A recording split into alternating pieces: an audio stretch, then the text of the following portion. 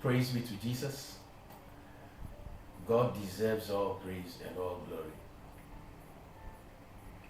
Ezekiel chapter 37, we started from verse 1. We saw the bones were dry. Number 1, they were in the valley. Number 2, number 3, they were scattered. And this is a picture of the body of Christ. That God plans something to function as a unit, but individualism has crept into the church.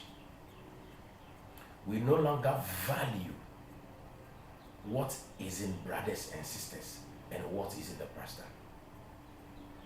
Therefore, we shall remain scattered.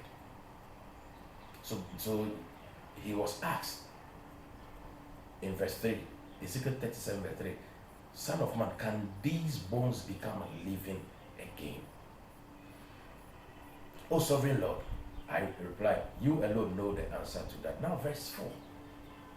Then he said to me, speak a prophetic message to these bones and say, dry bones, listen to the word of the Lord. This is what the sovereign Lord says. Look, I am going to put breath into you and make you live again. I will put flesh and muscle on you and cover you with skin. Now, the foundation of the whole thing is that the bones must join first. If the bones do not join, what we call a foundation that must be established first, there will not be order and there will not be strength. So if we refuse to move as a unit, as the body of Christ, which is the foundation, we may not have the order and will not have the strength coming to us. I will put flesh and muscles on you and cover you with skin. I will put breath into you and you will come to life. That's the Spirit of God. Then you will know that I am the Lord. So I spoke this message just as he told me. Suddenly, as I spoke, there was a rattling sound, not a rattling noise, all across the valley.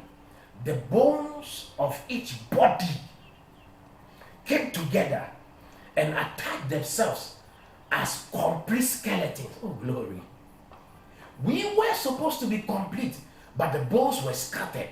But by the plan of God and by His Spirit, it is the Spirit that determines what we do in the body. So if the Spirit communicates to the head now informs the rest, the parts of the body. You must join and you must align. It is not like having an opinion. Like, I feel this is how it must go. You may put your opinion on the table, but make sure you are still part of the body and putting your opinion on the table. Glory. So he said, I heard a rattling sound. A sound that is prophetic. A sound that is indicative of bones joining together. A sound that is showing that we are aligning, we are doing the right thing, we are recognizing the value of grace in brothers and sisters. Therefore, if I stood alone, I am standing as an individual, but I recognize I need the grace in that bone. So bone will join to bone. We are joined at the bones first. At this stage, there was no flesh, but the bones must join. This is the foundation of what God is doing.